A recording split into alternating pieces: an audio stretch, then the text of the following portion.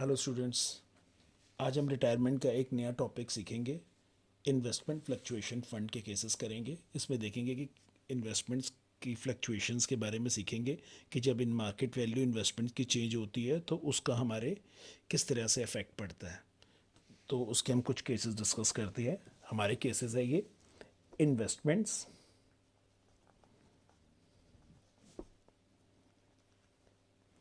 Fluctuation fund, जिसको हम IFF करके लिखेंगे।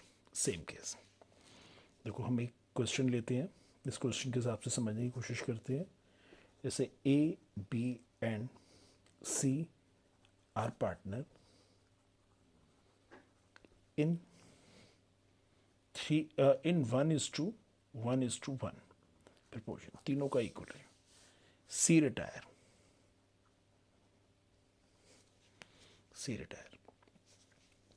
बैलेंस शीट गिवन है। ओल्ड ओल्ड बैलेंस शीट के अंदर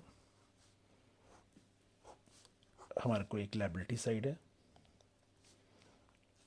अमाउंट, असेट्स, अमाउंट। हमारे पास इन्वेस्टमेंट फ्लक्चुएशन फंड है पूरा 1 लाख रुपीज़ का। 1 लाख रुपीज़ नहीं, हम 90,000 रुपीज़ लेते हैं, राइट।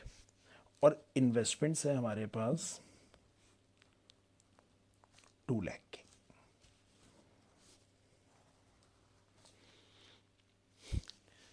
इन्वेस्टमेंट्स की अगर मार्केट वैल्यू चेंज होगी हमने, तो वो हमारे बिजनेस पे उसका इफेक्ट पड़ता है। तो हमने पहले से ही अपने प्रॉफिट में से कुछ पैसा निकाल कर इन्वेस्टमेंट फ्लक्चुएटिंग फंड बना लिया है कि अगर कोई भी मार्केट वैल्यू में चेंजेस आती है तो हम उससे इन्वेस्टमेंट फ्लक्चुएशन फंड से उसको कवर कर लेंगे, राइट। हमारे पास कितना रिजर्व है? 90,000। केस वन में कहता है नो इन्फॉर्मेशन, कोई इन्फॉर्मेशन नहीं है क्वेश्चंस में, मतलब no change in market value of investment, कि इन्वेस्टमेंट्स की मार्केट वैल्यू में कोई चेंज है ही नहीं। तो सिंपल सा केस, मेरे पास पूरा प्रॉफिट 90,000 है, बच गया।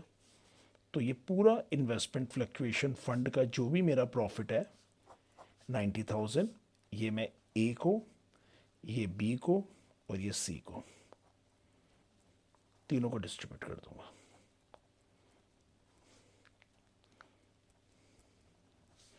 $90,000 है, तीनों के अकाउंट में क्रेडिट। रेशो के हिसाब से 30,000, 30,000, 30,000 इनके अकाउंट में क्रेडिट। ओल्ड रेशो, मैंने आपको पहले ही बोला है, ओल्ड बैलेंस शीट में कोई भी फिगर होती है वो ओल्ड रेशो में जाती है। ओल्ड रेशो में इंक्लूडिंग सी जो रिटायरिंग पार्टनर है। Case second, market value of investments हो गई है 1,40,000। मार्केट वैल्यू इन्वेस्टमेंट की कितनी हो गई है? 1,40,000। बुक वैल्यू थी मेरे पास 1,40,000, ओ सॉरी, बुक वैल्यू थी 2 लाख। बुक मतलब मेरी बैलेंस शीट की वैल्यू। मार्केट वैल्यू हो गई है 1,40,000। यहां पर 60,000 रुपीज़ का मुझे क्या हो गया? लॉस हो गया, मार्केट वैल्यू गिर गई, ठीक है। इन्वेस्टमेंट फ्लक्चुएशन फंड में कंपनी के पास 90,000 रुपीज़ है। इसमें से इन्वेस्टमेंट्स का लॉस कवर कर लेते हैं 60,000 रुपीज़। इन्वेस्टमेंट्स का लॉस कवर करने के बाद भी कंपनी के पास 30,000 रुपीज़ रिजर्व के बचते हैं। वो भी तीनों पार्टनर में डिस्ट्रीब्यूट करो, ए में, बी में, सी में। A's capital account, B's capital account, C's capital account. कितना प्रॉफिट बचा है मेरे पास? 30,000। तो 10,000 रुपये ए, 10,000 भी तीनों के अकाउंट में इनकी ओल्ड रेशियो में क्रेडिट कर दो। चलो जी, एक केस। Third case,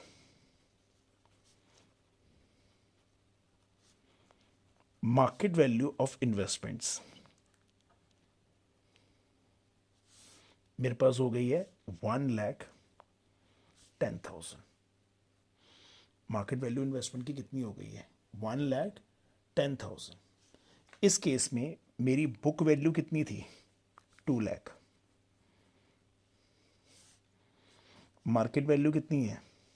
1,10,000। कंपनी को यहां पर कितने का लॉस हो जाता है? 90,000 रुपीज का लॉस। ठीक है, कंपनी के रिजर्व में 90,000 है, कंपनी कैन कवर। इस केस में इन्वेस्टमेंट फ्लक्चुएशन फंड के अंदर कंपनी के पास 90,000 है, तो ये कंपनी पूरा पैसा इन्वेस्टमेंट के लॉस में कवर कर लेगी। 90, कुछ नहीं बचा। चलो जी, एक पॉइंट। केस थर्ड, यहां पर हम लेते हैं market value of investments. Market value of investments हो गई है कंपनी की 80,000। मार्केट वैल्यू कंपनी की कितनी हो गई है? 80,000 की मार्केट वैल्यू हो गई। ठीक है, कंपनी के पास बुक वैल्यू थी 2 लाख की। कंपनी के पास बुक वैल्यू थी 2 लाख की, लेकिन मार्केट वैल्यू हो गई है 80,000 की। कंपनी को टोटल लॉस हो गया है 1,20,000 रुपीज का कंपनी का लॉस है, लेकिन फंड में तो कंपनी के पास 90,000 है। इस केस में कंपनी इन्वेस्टमेंट फ्लक्चुएशन फंड से के पास, कंपनी के पास तो फंड में 90,000 ही है, लेकिन कंपनी की इन्वेस्टमेंट्स की वैल्यू कितने से डाउन हो रही है? मार्केट वैल्यू 1,20,000 से।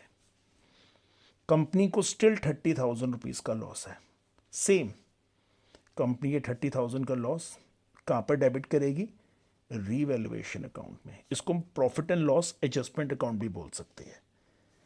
अब ये लॉस किसको बियर करना पड़ेगा? तीनों पार्टनर को। A B C to revaluation account. A's capital account debit, B's capital account debit, C's capital account debit. Loss is 30,000. Old ratio में 10,000, 10,000, 10,000. टोटल लॉस कंपनी ने कितना कवर कर लिया? 60,000 का। अब नेक्स्ट केस आता है कंपनी के पास, जिस केस में कंपनी ने, फोर्थ केस आता है, केस फिफ्थ। ओ सॉरी, ये फोर्थ केस था बच्चों, ये फिफ्थ केस है। फिफ्थ केस में इधर लिखा है मार्केट वैल्यू ऑफ इन्वेस्टमेंट्स।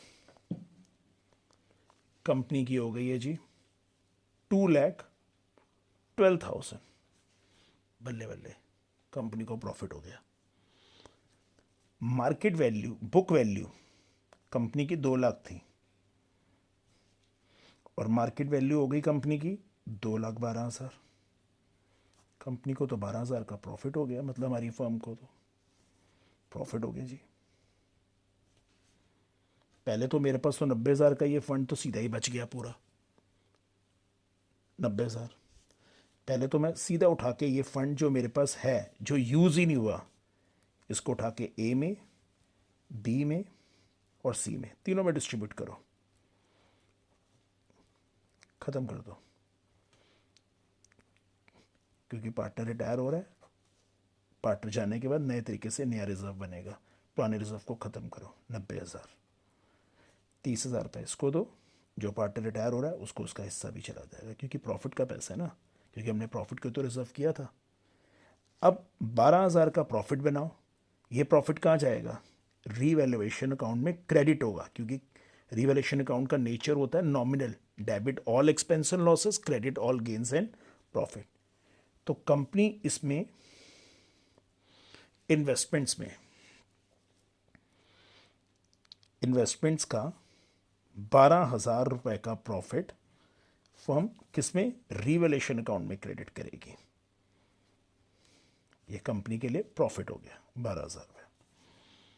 अब ये प्रॉफिट किसका हिस्सा है, तीनों पार्टनर को ही मिलेगा। रीवैल्यूएशन प्रॉफिट तीनों के अकाउंट में क्रेडिट कर दो। Revaluation account debit to A, to B, to C. A's capital account debit, B's capital account debit, C's capital account debit. Profit is 12,000, जिसमें से 4,000 इसका, 4,000 इसका, 4,000 इसका, तीनों का तो ओल्ड रेशो में। बच्चों यही सारे केसेस थे इन्वेस्टमेंट फ्लक्चुएशन फंड के। जो भी प्रैक्टिस करनी है आप इन्हीं सारे केसेस की प्रैक्टिस कर सकते हो। अगली वीडियो में आपको दूसरे कॉन्सेप्ट्स क्लियर करवाता हूँ रिटायरमेंट के।